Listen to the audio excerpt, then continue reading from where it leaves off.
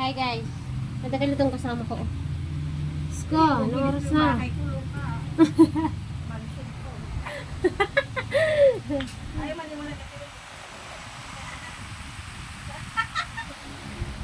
Buntis na ako, be?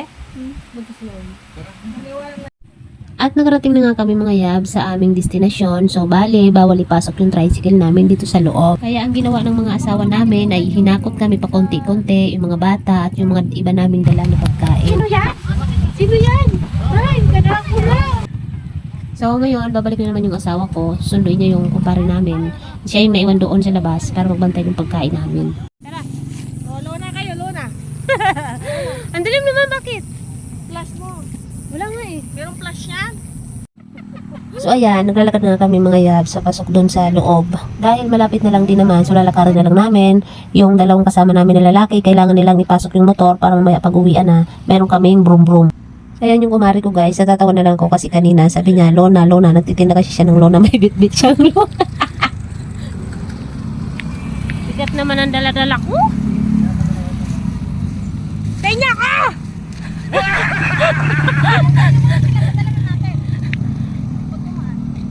Paano nila dadalhin? Butas na? Butas na yung dala-dala namin. Pag ito, nawarak na talaga. Wala na, magbit-bito na tayo dito isa-isa. Ay, Warak na. Walang nalaglag. hintayin natin sila. Walang nalaglag. Akin ay sukli sa sabi.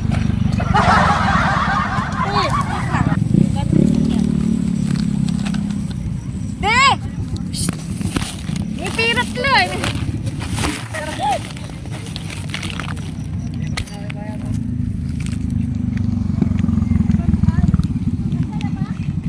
Okay na, kaya ko na.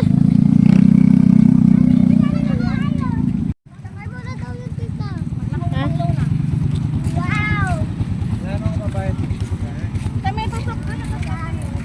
Wag na, kaya ko na.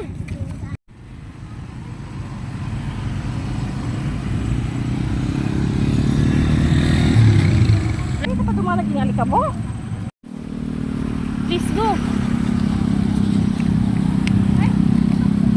Tara, be.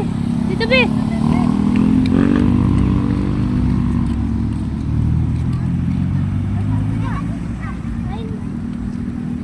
Nasaan sila yun? Ay, dito lang. Yan.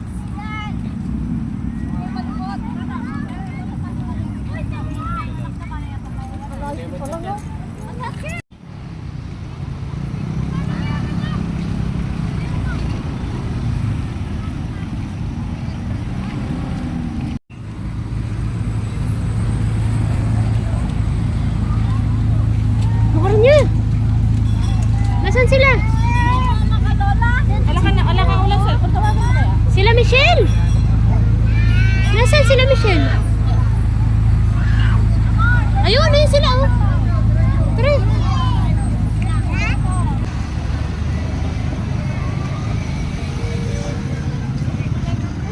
Asan sila? Ayun sila kuya mo. Masa sila? Oo, baka hindi tayo makita. Wala sila cellphone. Meron si kuya mo. Tawagan mo. Wala na ako load.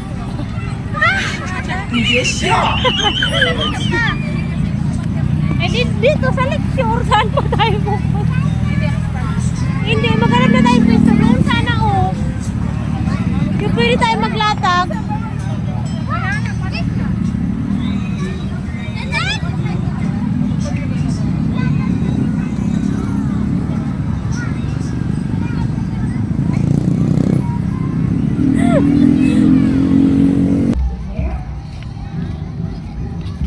Nawawala yung mga kasama namin guys. Nasaan kaya napunta? Ang bigat-bigat ng dala ko.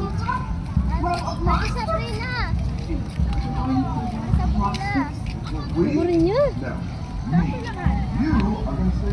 Saan yung pilangan kaya?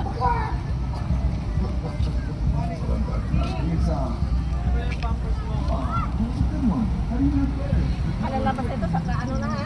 Sa Nawawala yung kasama namin mga yags. Kung sino man po ang nakakakilala kay Michael Bacolod at Janjan Manalo.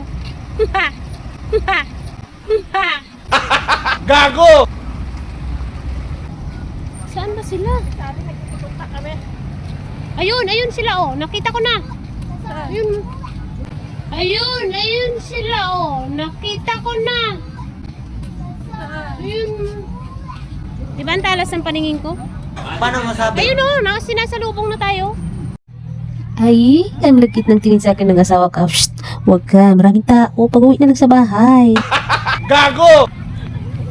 Ang bigat ng dala-dala ko. Diyos ko, nangalay yung kamay ko. Lebos, ikaw. Bakit mo na ako?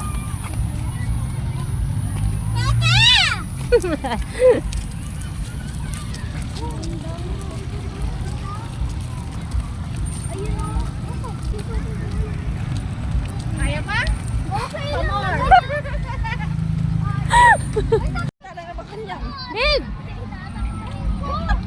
Parang nawala sa isip na may kasama siya. Babe! Babe! Hintayin mo kami! Hintayin mo kami! Ano ka nasisira, ulo? Pawis na pawis. Lakad natin. Layo naman pala ng entrance dito. Wow, dapat pala napasundo tayo. Siyempre nangangapa pa tayo. Hindi natin alam kung saan tayo pupunta. Kaya pa ba today? Anong oras kami nakarating sa ano? Puntahan namin. Ano masaya? Alas 9 na. Anong oras na? Hi! Sa wakas mga yabs, narating din namin ang dulo ng walang hanggan, charis. So ayan na nga kami mga yabs, sa kapila na nga kami, ayan yung magkumpare, ang dami nilang bit-bit, meron silang bit-bit banig, mga pagkain, inumin, soft drinks. So ayan na nga mga yabs, ang problema mga yabs, yung dala-dala namin na pagkadami-dami na pagkain, pagkabigat-bigat, so hindi kami pinayagan na ipasok yon. Bawal pala mga yabs yung mga pagkain sa loob dahil sila ay nagtitinda ng pagkain. So, kailangan pag pumasok ka, sa kanila ka bibili. So, ngayon mga yabs, ang ginawa nung magkumpare ay binalik nila doon sa motor yung mga daladala namin pagkain dahil bawal nga ipasok. So, ayan kami mga yabs. Pagkapasok namin mga yabs at pagkalatag namin ng banig na sapi namin ay umulan. So, ito na nga yung pamangkin namin. Imbis na cashier yung nasa loob, siya yung nandun sa loob para makisilong. So, yung cashier ay pinalabas niya para siya yung nandyan sa loob para siya ay hindi mabasa. Cute naman ang pamangkin namin. So ngayon mga yabs, dahil nga umuulan, ay wala kaming masilungan dahil wala naman mga waiting shed dito sa lecture. So wala kang masisilungan. Kaya kami ay naghanap na lang ng mga puno-puno kung saan kami pwedeng sumilong. So ayan yung dalawang magkumpare. Sila lang talaga yung nag-i-enjoy dahil meron sila mga baon na inumin nila. So kanina nga pala mga yabs, nung hindi pa umuulan, ay bumalik yung magkapatid sa labas para i-over na bakod yung mga dala-dala namin pagkain. Ipinasok namin nang walang kaalam-alam yung mga security guard doon. Nung palabas na nga kami mga yabs, ay nakita namin si Snow White na hindi niya kasama yung kanyang mga dwarfs dahil siguro ay umuulan at nagtago na sila sa punso. At dahil nga hindi tumitigil yung ulan mga yabs ay inaya ko na silang umuwi kasi yung bata na kasama namin. So ang ginawa namin ay ginawa namin siya ng bubong. So yung banig na dala namin ginawa namin bubong para siya ay hindi maulanan. So ayan, may dalawa siyang alalay, ay tatlo pala kasama si mama niya. O diba? Panis yung bubong nyo sa bubong namin. Tawa nga kami ng tawa mga yabs dahil parang pumunta lang kami dyan tapos maya-maya ay umuwi. Parang nagsayang lang kami ng pera at nagpagod lang kami. So wala naman kaming napala mga yabs. So at least meron kaming picture. So ayan, nainom na naman yung mga alaga ko. Oh my God. Nagugutom na sila mga yabs dahil wala kaming tigil sa kakalakad. Paupo na sana kami doon, di pa man umiinit yung pit namin ay umulan na. So ayan mga yabs, isa-isa na naman kaming hakutin palabas.